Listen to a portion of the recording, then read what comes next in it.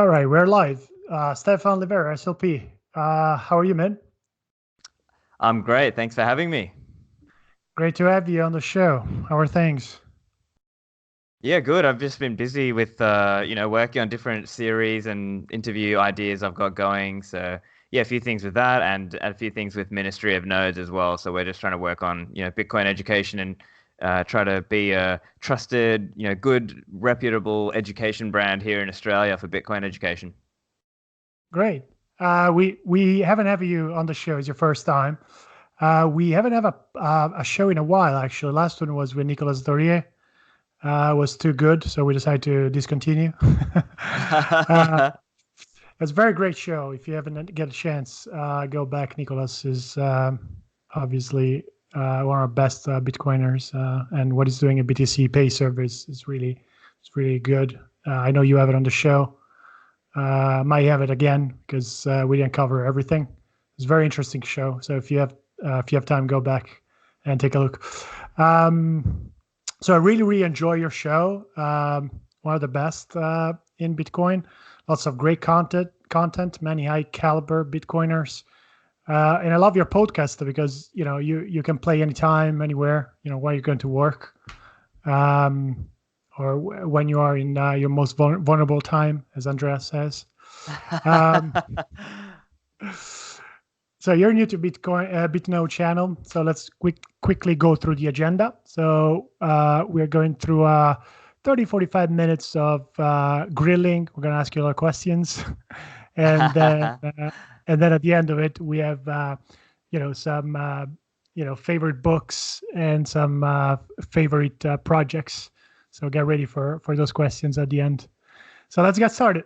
So a quick intro about Bitcoin and blockchain London, what we're doing here. I started about a year and a half ago here in London when I noticed that there was no real Bitcoin only meetup. There were other, Bitcoin related, but they were covering other, cryptocurrency, other coin that I was not interested to. There was all the big EOS community, which I was very much not interested to. So I decided to start it. We are like a couple of people. We're now 1,150 members and growing every day. We're being slowing down with the meetups recently as we are kicking off our biggest event, which is the Bitcoin Core Training. And we're doing that in collaboration with the London Bitcoin Dev, which is managed by Michael Folkson here in London. Michael is working on Lightning, and he's going to be on the next Lightning conference. He's going to present there. He presented at Breaking Bitcoin. So it's very much into the dev side. So it's a good, we're gelling nicely together. I give the economics, the data analytics, and the background, the component of Bitcoin before people gets into the development side. And in the training, we're going to cover both. So let me give you a quick overview of the Bitcoin Core Training, and then we can start. So if you are from a particular industry like insurance, asset management, banking, and want to understand how Bitcoin is impacting your industry, or if you are new to Bitcoin and have some basic programming experience and you want to learn more about Bitcoin, or if you're a Bitcoiner who wants to understand the technical side to a greater extent, or even if you're an experienced developer working in corporate who wants to contribute to Bitcoin, this is definitely the course for you. We're going to have an intro to make you understand why Bitcoin matters. Obviously, if you don't get that, you would not be much interested in the rest of the course. Then we're going to get into the monetary principle and the economics, where Bitcoin gets its value from. Then we're going to look at the Bitcoin protocol components. And then, as I mentioned, the data analysis that can be done on Bitcoin and the Bitcoin network. And then Mike will start with the actual hands-on. You're going to install Bitcoin Core, the Bitcoin Core command line interface, so you can start run some commands. Then moving into the scripting, the Bitcoin script, and then we're going to close up with Lightning Network. So it's a full-on coverage of Bitcoin, probably one of the top Bitcoin course in London that you can attend right now. So if you're interested, reach out to me, DM me. We'll also add the link to the bottom. And that's pretty much it. If you're in London, join us. This obviously will be good for anyone that expect their company to start working on Bitcoin, or you want to start a new venture, or they want to build a web presence, covering Bitcoin, or you want to do advisory work. All of that would be great for you. So again, we'll add the link at the bottom, and if registration is already open. So Stephan, BitKnow channel is the second venture that I started. We have several Bitcoiners. We start with Giacomo, then we have Mario Gibney from Blockstream, who we cover sidechain with him. Then we have Jeremy Welsh from Casa, Nicolas Doria, as I mentioned last time. And then we have you, and then next will be Vortex, which will be up next. Awesome. So we'll also look to we're trying to cover the top Bitcoiners that we have as they are available and they can join us. Next, we would like to have a non-Bitcoiner as well. If you have any suggestions, maybe someone that is adjacent to our Bitcoin space, but not really a Bitcoiner, would be nice, because maybe he can find some interesting application on Bitcoin, maybe some BTC Pay server implementation. So if you have any suggestion, I'm open to that. So with that, let's start with you. Some background. I suppose you're born and raised in Sydney, Australia. I know you did some audit work, financial firms. At some point, you got the Bitcoin virus, and you run the Bitcoin meetup in Sydney, if I understand correctly.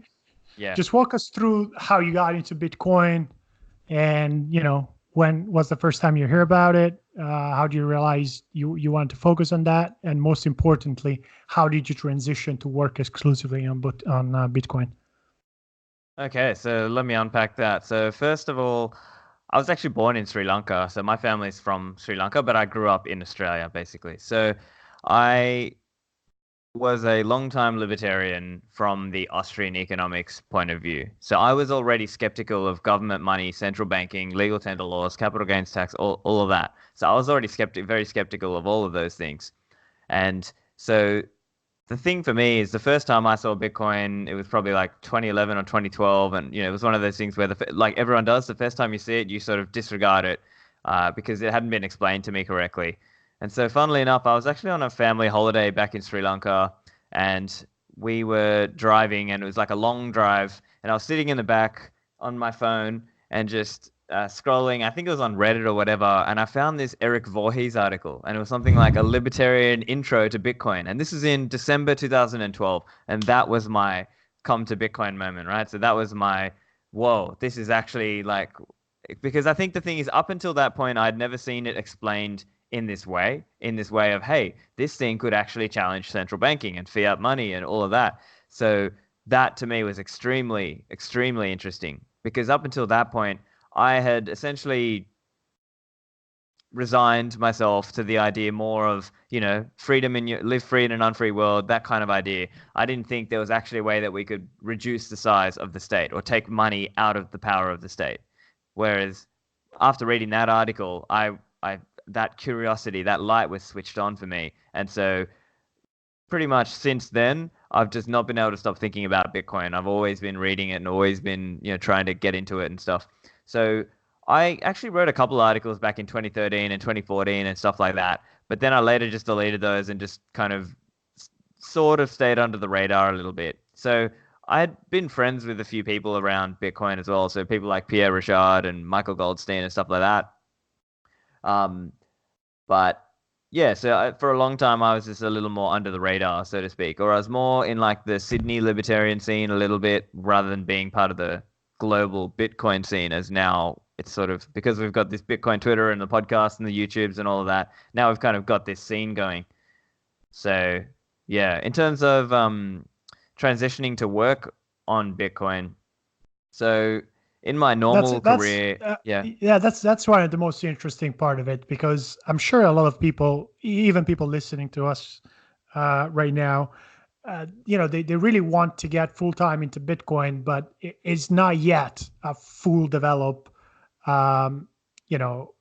space, full develop industry. So getting like full time is not really an option except some minor realities out there. So it's really much entrepreneurial. So how did you manage to move from full time everyday corporate job into um, you know Bitcoin only? Well, have you first of all? Yeah, so And right now yeah, about a month or two ago I quit my day job and I'm now focusing on Bitcoin stuff. So I am mainly right now making most of my money out of ad revenue for the podcast and also starting to build up this other business, Ministry of Nodes, which is a Bitcoin education business. So that one's is kind of we're building up revenue for that as well, doing consulting and we're going to run workshops and sell basic equipment like cold cards and things like that for people here in Australia, just to kind of be people in Australia who can help newbies, that kind of thing. So, a few things with that. I guess for me, I was already building an audience on the podcast. I already had a following, and I was getting to a point where because of the compliance at my prior work department, so the compliance department were often blocking me from doing things. I was getting to a point where I would get sponsorship offers and for the podcast, right? But I wouldn't be able to accept them because the compliance department would keep knocking it back and there was just a lot of bureaucracy, right? So yeah, I mean, so for me it was a bit like that. And so I just kind of got to a point where I felt like, look, it's it's like that whole Jeff Bezos regret minimization framework. I thought, no, you know what? I'm just going to take a chance. I'm just going to try it. And because I already had a following, I already had a listenership on my podcast, that was what kind of gave me some freedom to just take a shot with it, right? Now, I right now I earn less than I did in my job, right? In my day of job. course, But I love of what I course. do. But hopefully if I keep building the listenership and I keep building building the podcast and I've got a few sponsors I'm talking to in the background and once I kind of get them on, then I'll be pretty much earning about similar what I was before. So that will hopefully, once I get that, then I'll be able to travel a little bit more as well and get in-person interviews, which would be obviously ideal compared to doing remote ones. But yeah, remote can work fine as well if you do it the right way. In terms of advice or whatever, if anyone else is listening and they're thinking about how can they transition to Bitcoin, I mean, there were a few things going through my mind as well, right? So obviously, you can I mean, look, you can just work at a crypto company, right? You can just grin and bear it and just deal with the shitcoining. But that's obviously for many of us that would be a pain because many of us are more maximalist and just dislike shitcoins and don't really think that's the future. Now that said, you do what you can, right? Like if you go work at a crypto company and kind of mostly do Bitcoin stuff, then maybe that works for you. One other concern I had was like, okay, what if I join a company and then because obviously this is a very cyclical industry. So there will be times where it's up and down, right? And I didn't want to be one of those people joining a company at the time when the bull market is on, and then later, when then the crash comes, now they've got to let all these people go, right? So that was also going through my own mind, right? Um, but yeah, I suppose in terms of advice for listeners, I would say try and look for something that's not already being done well, right? Like ultimately, the reason my podcast got a bit of a following and a listenership is because I was doing something that other people weren't doing, right? It's like I found a gap in some sense. I found a gap that people wanted. They wanted this sort of material, right?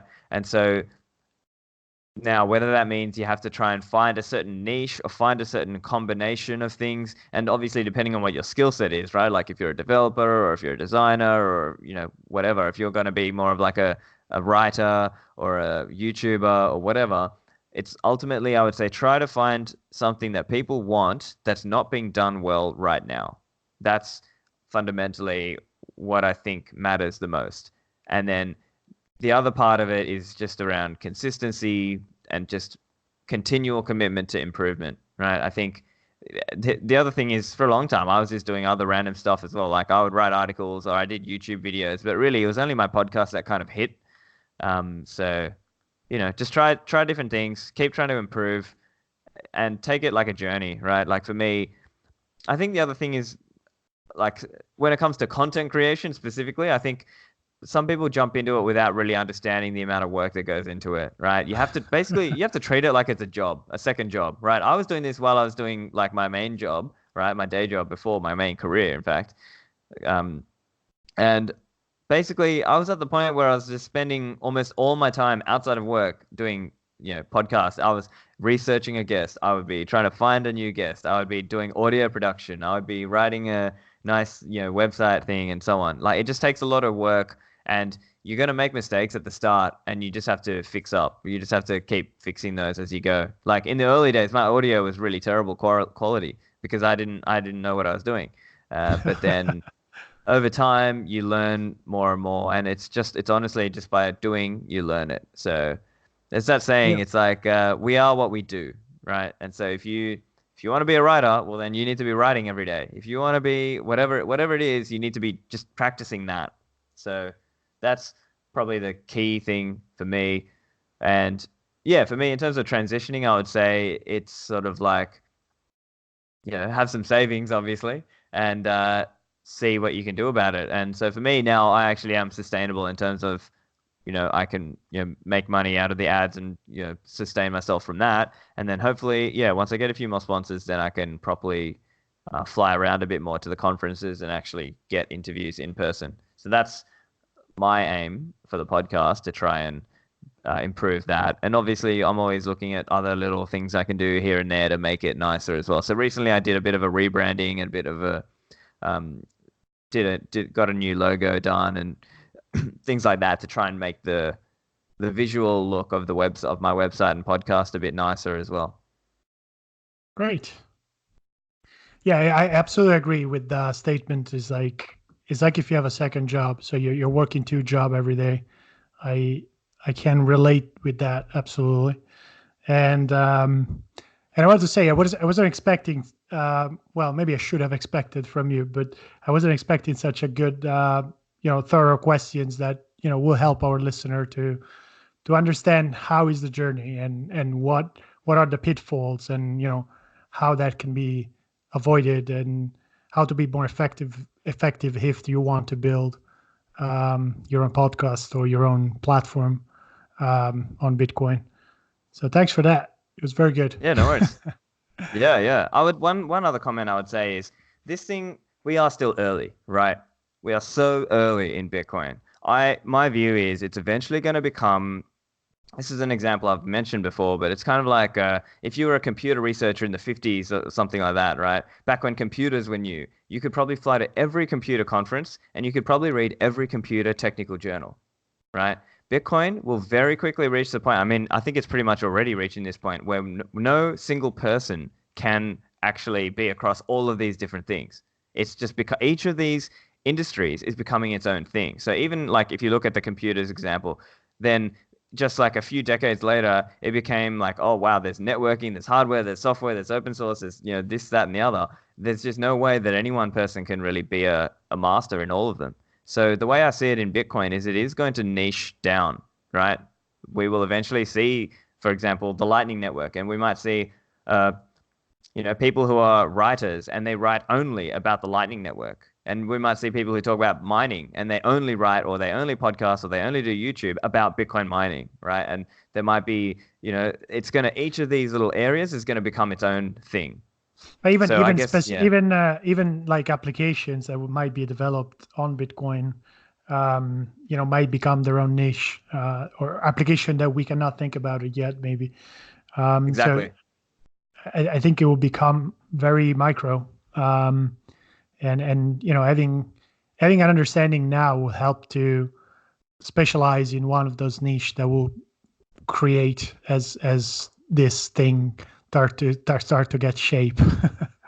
Exactly. Yeah. Yeah. Thanks for sharing your experience. Very, very, very nice. So let's move to your podcast. I have a few questions there. The first one is, who is the typical listener of the Stephan Livera podcast? And do you have a target audience? Do you actually plan for a target audience, or maybe you started with no target audience and now you do have it? You transition into specifically targeting a specific type of people. I know obviously, well, I don't know that, but I expect the majority of your listener are probably maximalist, Bitcoin maximalist and alike. But was that your target audience from the beginning? Do you have a target audience? How does that work? Yeah, interesting question. I guess this is something I should I do think about. In the early days, my podcast was definitely more of a hardcore, highly skilled, highly technical maximalist podcast, right? Like there were just not that many people who could really access that material.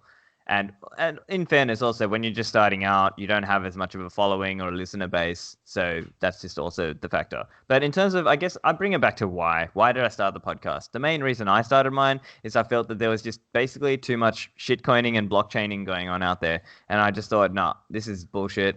We need high quality, audio podcasts. So to some extent, it's just like in open source, right? It's the idea of you're scratching your own itch.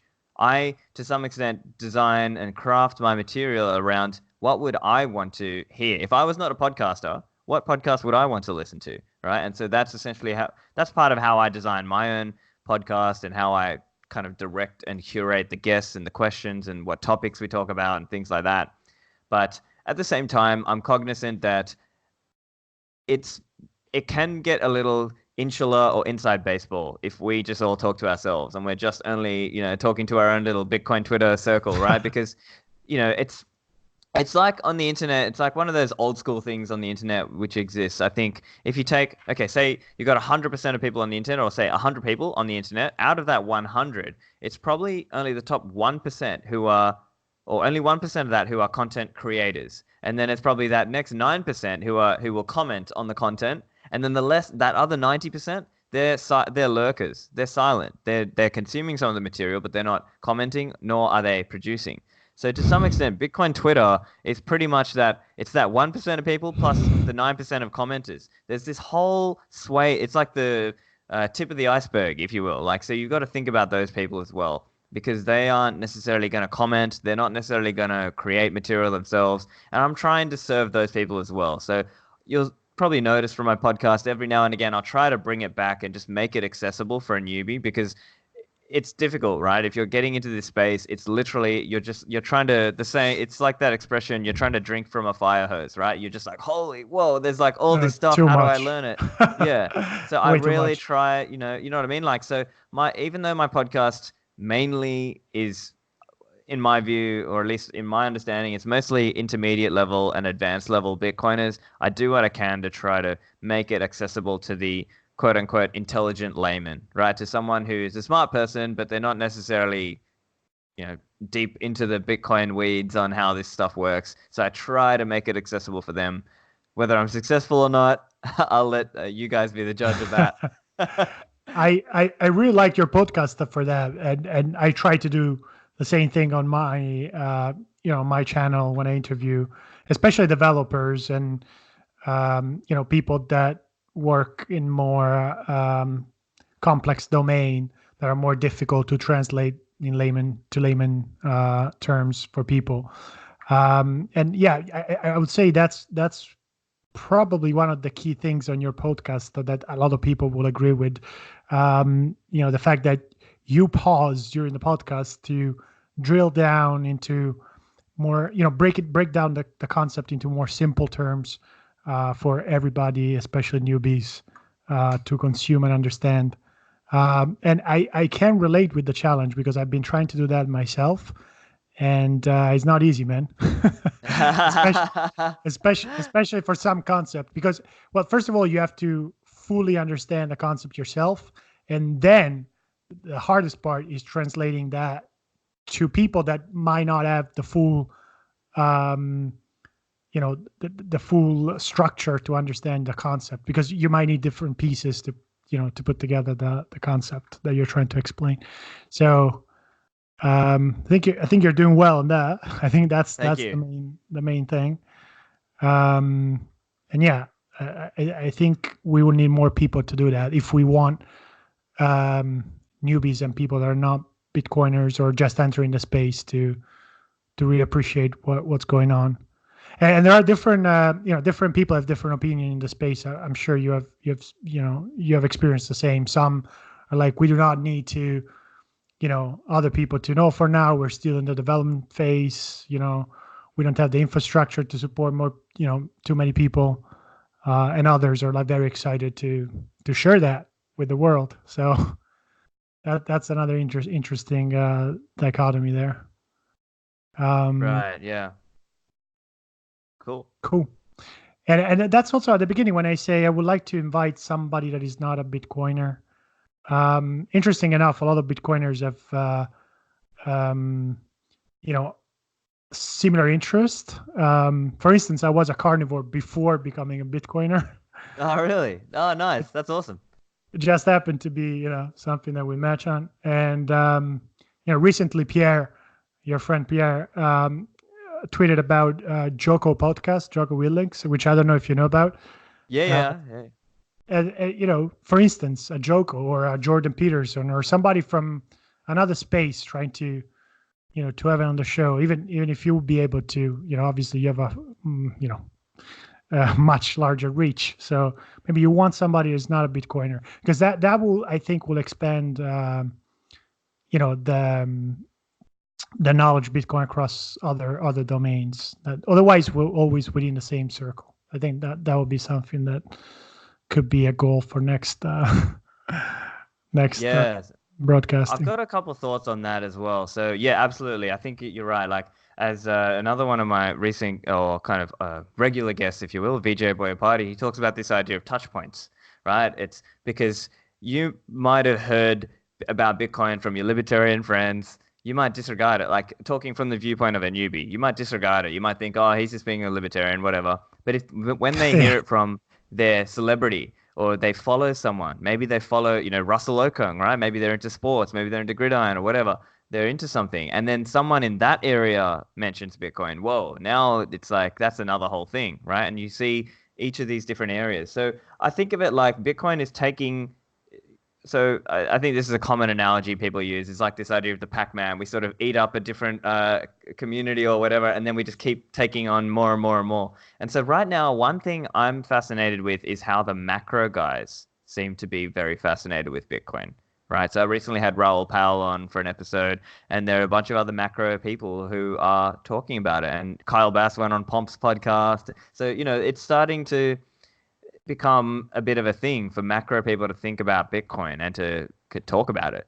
And so many of them hold it. So that's another angle. And then, it just keeps expanding out as you keep going out and you take another demographic or you take another group of people who might be starting to think about Bitcoin more. They come down the rabbit hole. They listen to our podcast. They read our articles, whatever. That's another way for them to get into it. Yeah, no, I agree. I think everybody in the financial service is taking a very close look at it, especially, I follow your episode with Plan B, talking about the 100 trillion, the hyper Bitcoinization. I think that was very interesting. And, the fact that he also comes from, quants and financial service background, kind of give you an indication that people in that space are taking a much closer look at it. Obviously, as the market cap starts increasing and becoming significant. Moving to the next question. What was most effective for you to grow your audience? Was it more like good quality content, which of course you do have it, as I just said before, the quantity, the number of podcasts? I think you have quite a good frequency of that. Or you also did some marketing adverts, sort of campaign to grow your customer base. Yeah, so it's probably mostly, it's hard to know. Sometimes it's a bit of luck, right? But as far as I can tell, it was mostly quality content and a decent quantity of episodes that people can establish a rhythm and that there's a consistency there. In terms of marketing and adverts, no, I didn't have any, I didn't like pay for marketing on the podcast. Although maybe I should, who knows, right? Maybe that's a good way to reach, no coiners, right? Because Bitcoiners are already in this world. They're on Bitcoin Twitter. They're seeing this stuff. How do you reach the no coiners? if you can manage a shitstorm once the Bitcoiners are gonna start receiving all the marketing, uh, you know, adverts on Twitter. they seem they seem to be very against all of that. I never tried, but I know people that did, and they're not into marketing a lot. But anyway, you should. I think you should. I definitely think you should. To reach over other groups as well. So going to the next question swiftly. I've seen like a lot of many new. I've been around for quite a while, but recently I've seen new Bitcoin podcasts, channels, web content in general. The Bitcoin only. I don't know if you follow that. That were created recently. Good, bad, some okayish. So do you think overall this is good for the Bitcoin ecosystem, or we might see some degradation on providing other people with good educational content on Bitcoin? And also, do you have any suggestion for people that are starting now to keep the content in the good quality and making sure to provide a good service to the community?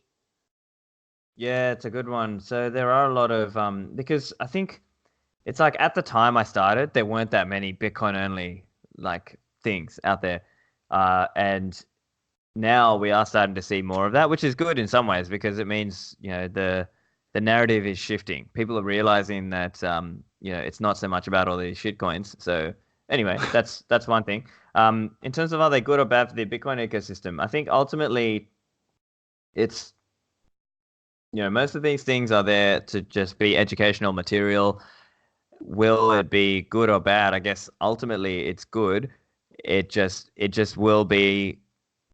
That said, it's probably the case that at any given point in time, there's only so many that will be kind of sustainable with ads, if that makes sense. So there might be some who are just like independently wealthy Bitcoiners who just want to make stuff just, whatever. And then there are others who are trying to make it work commercially because, they need to pay for their own bills and they're not independently wealthy kind of thing. So there'll be that. But I think it'll definitely build out and grow. So it's not fixed right now, the amount of people. Like I think over time there'll be a lot more companies and there will be a lot more need for this education. But education is just one piece of it, right? Because then you got the people who are building stuff and you got, there's a whole and there's all different types of material people can make too, right? It's not just podcasts, right? There's obviously YouTube. You can write articles, you can write books, or even some of the more kind of artist type people who are just making Bitcoin art and stickers and merchandise and things like that. All of these things are making it possible for more people to get exposed to Bitcoin in a nice way. And yeah, so I suppose in terms of suggestions, as I mentioned earlier, I think the main thing is try and find something that's not already being done well, because you're not going to be able to kind of dislodge someone if they're already known for doing a certain kind of thing. Established, yeah. But yeah, exactly. But at the same time, you part of it is just commitment to improvement. It's commitment to quality. It's continual, like getting better and better. It's really trying to know your material and then also communicate it very clearly and well. It's a range of those things that can help you make more engaging material and make it more high quality, I guess. But I mean, quality is different things to different people as well. I mean, some people like, even now amongst the different and amongst some of the different podcasts, right? They've got different styles and ways they approach things, right? So, for example, some podcasts might be a bit more laid back and a bit more chill, and it's a bit more of a casual Bitcoin conversation, whereas other podcasts will be a bit more like technical and like sort of formal-ish, not like, super formal, but more like, yeah, here's what we're going to cover, right? So I'm probably a little bit more towards that formal kind of technical. We're going to go into the detail and we're going to be comprehensive about it. And, that's not a bad thing, right? Because sometimes people need that easy first exposure. So they need they need they need to listen to certain people, and then they'll sort of come down the track of becoming more of a hardcore maximalist type, and who gets more technical as well. Because again, not everyone is technical. Not everyone's a developer. Yeah, no, makes perfect sense. And you have no idea the level of shitcoinery that there is here in London. So a lot of people do like that. Like we have meetups with 6,000 people talking about EOS and talking about, you know, I don't want to, shit on too many shitcoins, but Yeah, I mean that's the thing. Like I get a bit frustrated because I was getting a bit frustrated with the sheer amount of the same in Australia, right? It's just the same in yeah. Sydney. Oh, yeah, it's so bad. But now I feel like the pendulum is turning. The pendulum is swinging back a little bit. So now I feel like now if people want to come to a proper Bitcoin meetup, they can. Now they can do that. Whereas in the past, you just didn't really have a good option. And that frustrated me. So I just didn't even bother.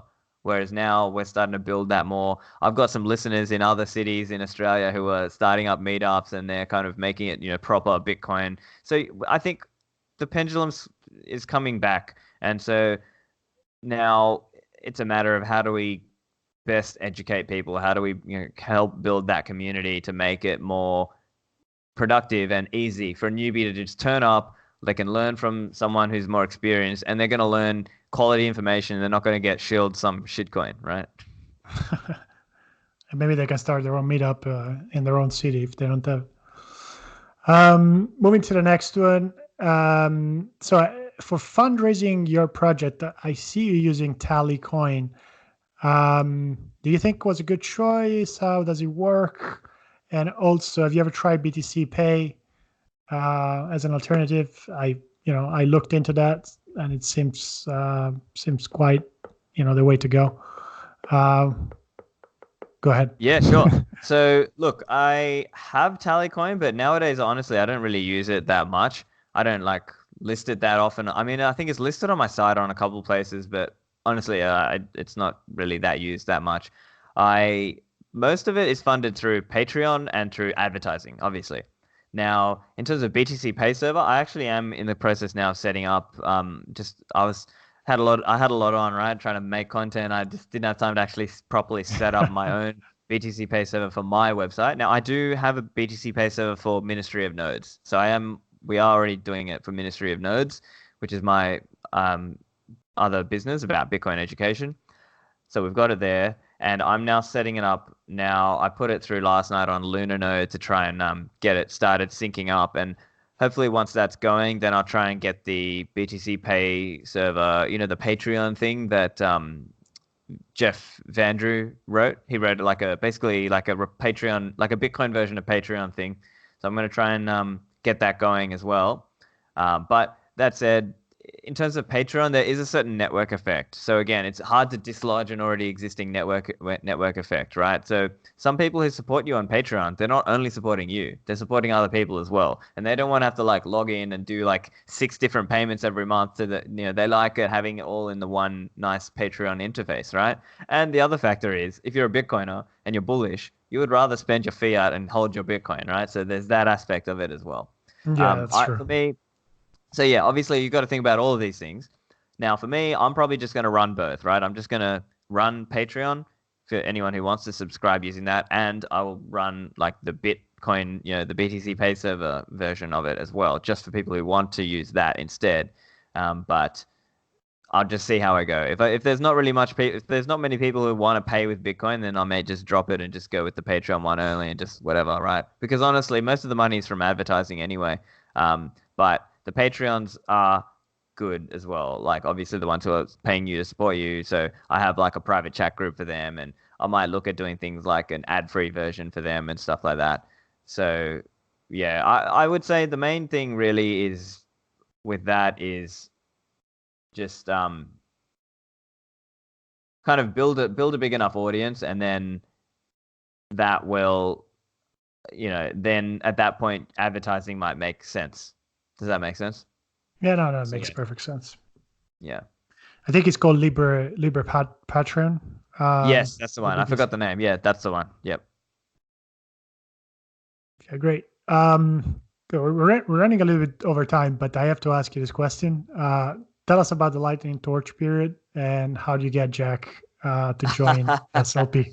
Oh man, so that was okay. So I guess people who know me know I'm into Austrian economics as well, right? So the episode just before that was episode 51 with Dr. Guido Hulsmann. A huge like for me that was like whole wow, like this is amazing. I just managed to get an interview with one of my favorite authors and like favorite economists. And like literally the next episode was like Jack Dorsey. It was like, whoa, Jack Dorsey and Elizabeth Stark as well, who is herself a massive guest as well.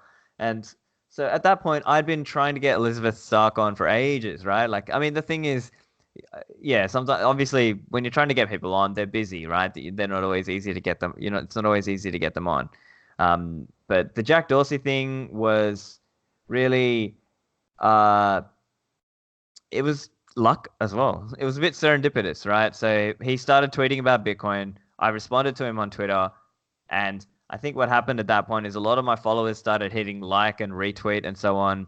And to some extent, I think I traded off my name and reputation. Like at that point, after you sort of do a lot of good stuff, then you just have a reputation and that helps you get things as well. So I think to some extent, I had one or two other listeners or followers who Jack follows, and I think they DM'd him, and that kind of helped smooth that process as well to kind of get him to do it. Um, but then, yeah, it was obviously I can't deny the influence of luck, right? There was a little bit of luck. There's a sprinkling of luck in me getting that, right? I just got lucky with it. But to some extent, there's a reputation component as well. So that's kind of how I got it. It was a fantastic experience, obviously. I mean, I think that was probably the moment that really put me on the map, so to speak. Because up until then, I think a lot of people didn't really know who I was. And then after that, it just kind of helped build my name and reputation. But yeah, in terms of the interview, it was fantastic. I did so much research. I think I've never prepared so hard for an interview in my life, right? Like that was just I basically went and like tried to read every interview and watch every interview that I could find of Jack Dorsey, and just try to really understand his business as well as I could, so that I could try to ask nice questions about it. And so, look, I think ultimately I'm very, very happy with how it all turned out. Yeah, and I think he remind that period. Lightning Torch reminds the early internet when things just happened by the community coming together and making things happen. The Lightning Torch itself is kind of insane experiment that grow from a couple of people to I don't know how many people participated at the end, but there were like A couple hundreds, hundred, yeah. hundreds. Yeah. And then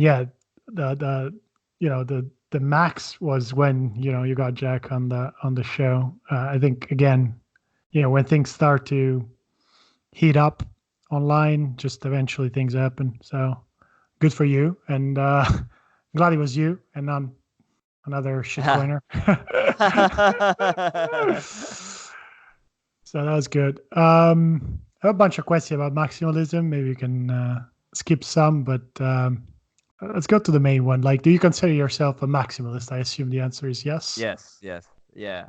For me, it's the way from my point of view, it's always been a monetary thing, right? And I think we've done this in the past. Like people confuse the different meanings of things, so they would think of it to mean different things, like platform maximalism, as Pierre Rochard said, or if you're a Bcasher, they're kind of more like a payments maximalist view, right?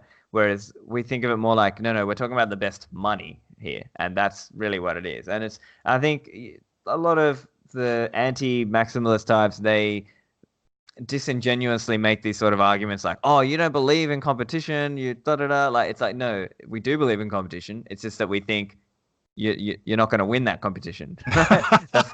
That's the short way to put it, right? Like basically, liquidity is self-reinforcing, and it also there's a lot of charlatans out there who try to pretend like their project or their shitcoin is more decentralized than it really is, and so that is something that we spend a lot of time trying to communicate that to people and say, well, hang on, this this shitcoin over here, is it really block decentralized? Does it, etc. And so we'll question those points, and that's really the way we'll think of it. Yeah, and I always obviously side with maximalism. I think if you go on Twitter, you might find some tweets where I proclaim to be one. But recently, I noticed an interesting thing. Some ideological version of maximalism, um, even questioning like Lightning and other projects built on Bitcoin. So it seems like there's like a forking going on of maximalism between the hardcore. I only accept Bitcoin, everything else, even projects built on Bitcoin are shitcoins, and another more reasonable side that obviously understand and accept the importance of projects like Lightning built on Bitcoin and other projects. Even like, I don't know if you experience Liquid by Blockstream, very interesting Yeah. project, what they're doing with sidechain. I really love that stuff. I have Mario Gibney on the show. We have a meetup here with Mario. He walk us through what they have done with Liquid. I think it's a fantastic product, and that's where I kind of take a step back and say we need to be careful about staying away from ideology. That's my main concern. Oh yeah, I don't have a problem with Liquid. I think Liquid is fine. So for me, I guess I just don't really see a huge split right now. For me, I don't know, at least from my point of view, I'm pro Bitcoin, I'm pro Lightning, I'm pro Liquid. I don't really see a problem with it. So Yeah. No, I see your point. Just making sure that even I don't know if you follow the presentation Giacomo gave at Lightning in Munich. He was talking about, okay, we've been hardcore maximalist up to now. Now we need to think about layer 2. That was the gist of it. right. Without compromising, obviously, but being open to projects built on Bitcoin. And Yeah, I'm all for that. So yeah. like some people also didn't like Bitcoin only sending out DMs saying, you have to say that these 3 or 4 lines, unless you and if you're not, then you're not a Bitcoiner. Like we myself and other people take a distance from that. Oh, I see what you mean. Okay, gotcha. Yeah. I mean, that's it. That's one website, right? Like that's bitcoin-only.com. That's only one um yeah, it's literally one site. So it's Anything, go to the next one swiftly. Anything you disagree with Bitcoin maximalism? not really. No. I mean, look, it's one of those things. It just became a little bit of a nebulous term anyway because people just use it as an epithet, right? They just use it as a put down term. So whatever. So so from my point of view, from our point of view, it's more like we just owned it and just took it and whatever. That's how we do. Okay, go to the next one. So let's talk about the free speech and libertarianism, which is something that we hold dearly, both. So do you think free markets is a necessary condition for free society to exist? And do you think that is, free markets as we know it is under threat right now, especially what we've seen recently in China and some other countries, even in the Western side of the world? And what's your take on what's going on in China, and how do you think it will unfold? I did listen to your podcast episode with Elena, and I find it very, very interesting. She completely captured the essence of the problem. Oh yeah, absolutely. I mean, I pretty much agreed with Elena's view. Yeah, so obviously I'm, an anarcho-capitalist, free market, libertarian guy. Yes, I absolutely believe it's necessary. We need this. We need free markets. My problem with, the Chinese government and so on is, I think they really are going to start really becoming super authoritarian. I mean, they're just going to start clamping down harder and harder on Hong Kong. I really feel for the people in Hong Kong because there's not much they can realistically do. At the same time, they're very courageous. I really, I got a lot of respect for them because they're very courageous. They want to defend freedom, and they are trying to stand up for themselves, but fundamentally, I don't see it turning out well. I just see it more like the Chinese government is just going to keep coming and keep coming and keep coming, and they're just going to keep upping the ante, and there will be eventually there's going to be a lot of blood spilling, and I don't want to see that, but I'm just predicting what I think will happen. So it's a tough situation. How do you resist them? And this is again, I mean, for me, it all brings it back to Bitcoin. Like this is why Bitcoin is so important because the government can just take your stuff, right? But if you've got a nice multi-signature setup, or if you've got, a good Bitcoin setup, like that helps protect people against their own government. And not just that, it also, what does it do from an investment point of view? Imagine if you're a high net worth or even not a high net worth, and you just got a significant stake of your wealth held up in a property in Hong Kong, and then all of this bullshit starts happening. Right. It's like obviously it drives it because then how can you have any certainty in the long term future of this place? How can you invest and make life decisions when things are just going to turn on a whim based on what some idiot in the government says or whatever, right? Like how can you live that way? And so I think to some extent, as sad as it is, it's going to prove to people why Bitcoin is so important because you need it as a way if you need to flee the country. Well, this is a way you can get your wealth out. So, I mean, that's an obvious angle to me. I just, yeah, I hope they are able to kind of peacefully resist what's going on. I'm just doubtful that it is possible. Now, here's the other thing. Now, let me take the other view just for a second. One thing, people talk about this idea of, in economics, why is it inefficient to have slavery? Well, part of it is people are much, much more efficient when they are free, right? They are so much more creative and they are so much more productive, right? They're not, in software development terms, it's like they become a 10x engineer. Instead of just being like the guy who's just literally mechanically producing something, they might stop and think, well, hang on. What if I create a machinery that does this, 10 times, 100 times more efficiently? That is the power that is unlocked with free market capitalism. And so to the extent that the Chinese government keeps doing what they're doing, it's going to make all the smart people flee. They're going to have brain drain and they're not going to be productive if they're going to keep kind of doing this kind of very authoritarian approach of not giving people like some real freedoms that are expected in today's world here in 2019. So yeah, so I guess summarizing it, essentially, I think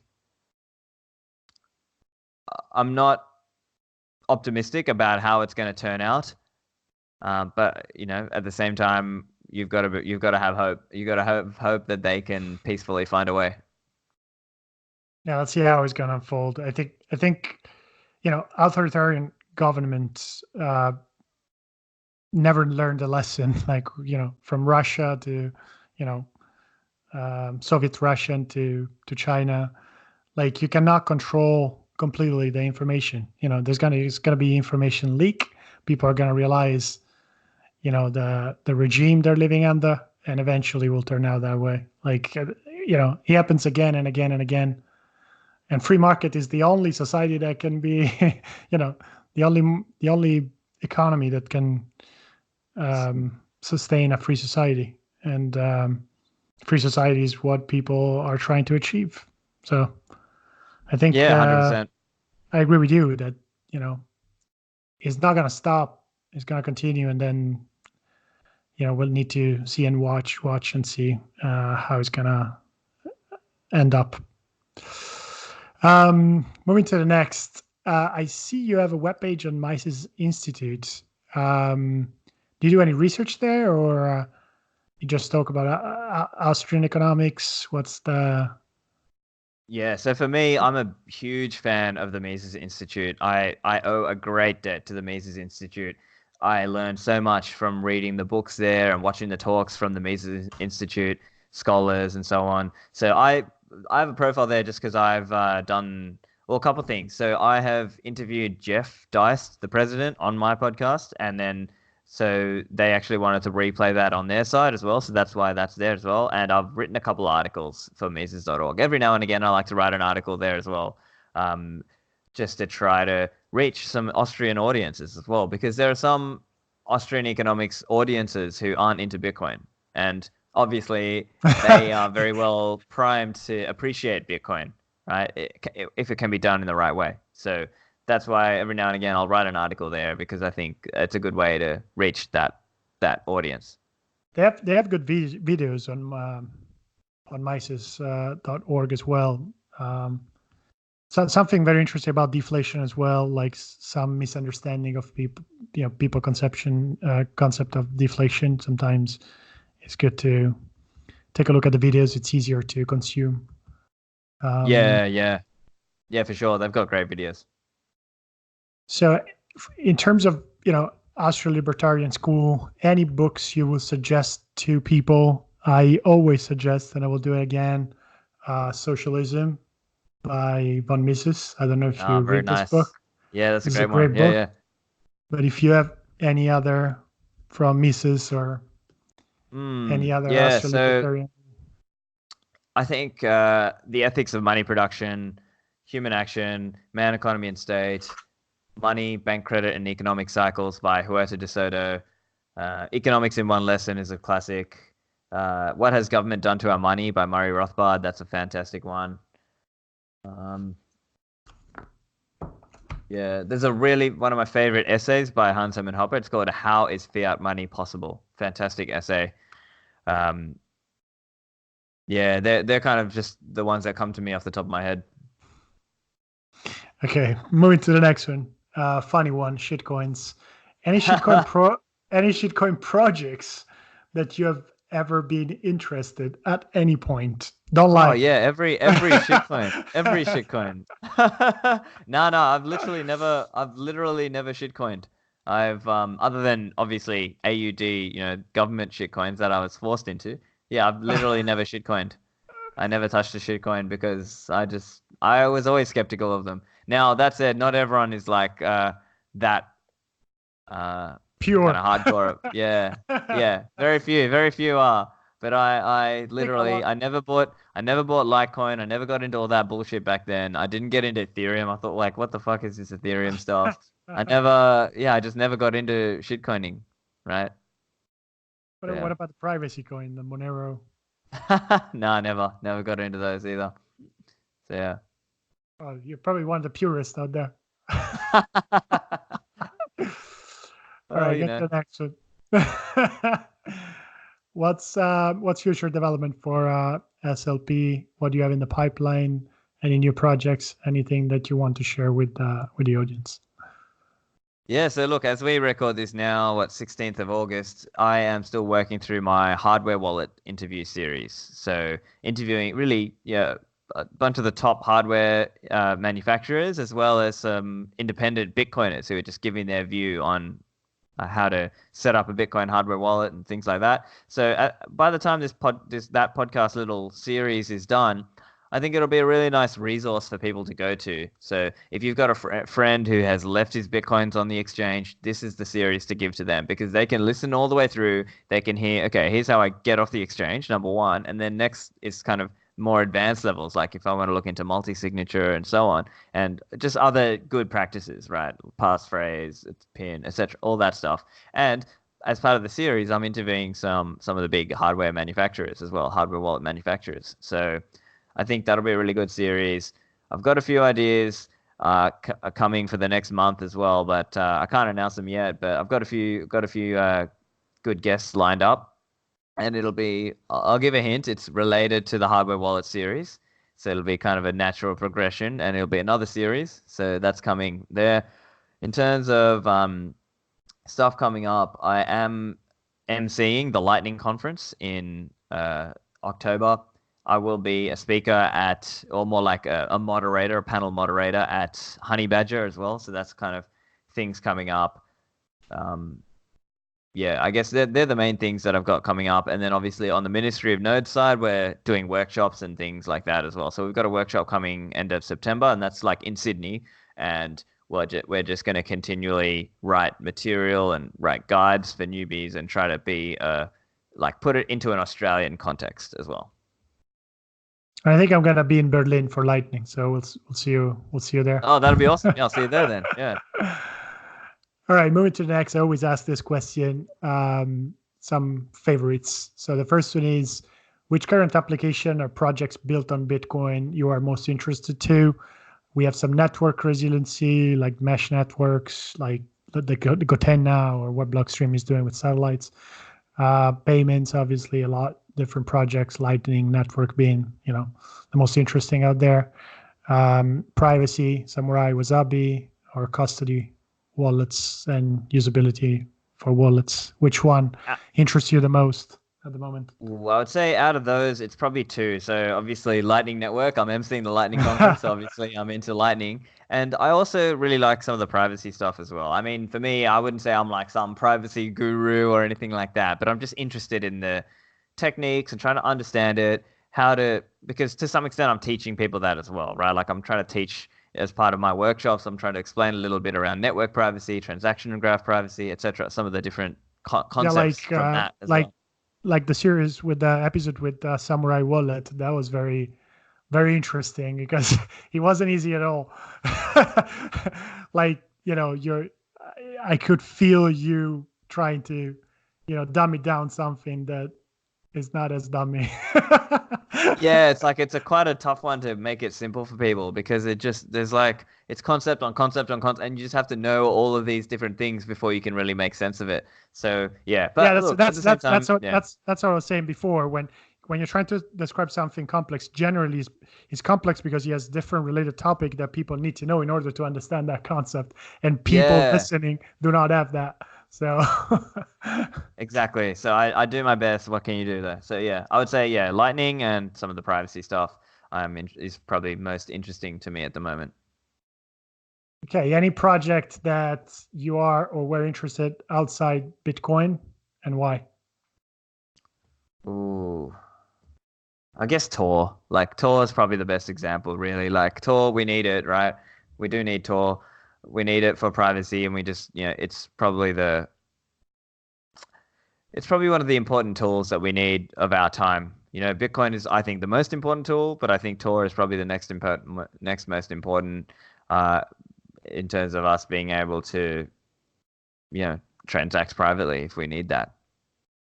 Yeah, I think they go hand in hand. I think BTC Pay server is doing a lot of work around that. Yeah. Hopefully, we'll come out with something soon. All right, I think that's all. Last one. When are you going to have Peter Schiff on the show? We will be able to convert him to a Bitcoiner.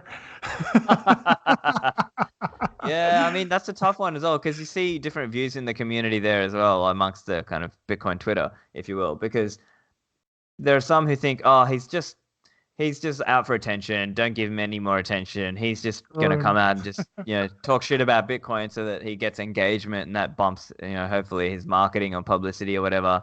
But then you've got others who think, oh, maybe we can still convert him. For me, I try to, every now and again, I'll drop a response just so that other people can see better ways to argue back against some of these like the Nouriels of the world and so on. But yeah, with Peter Schiff, I don't know if we'll be able to get him to come around. I think he'll be a late adopter, unfortunately for him. But that's how it goes. If ever, maybe at the very end of it, on the tail end. Yeah, he'll be a late adopter. I think he'll just keep calling it a bubble all the way. Like it'll be like 100,000, and he'll still say, no, it's a bubble. Da. Like, yeah. So what can you do, right? Cool.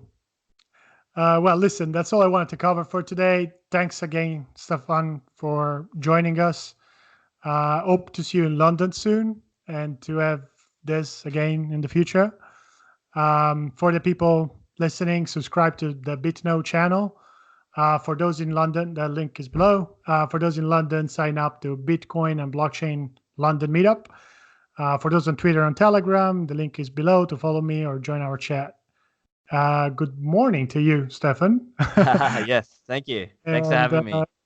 Good night, everyone here in London. Thank you.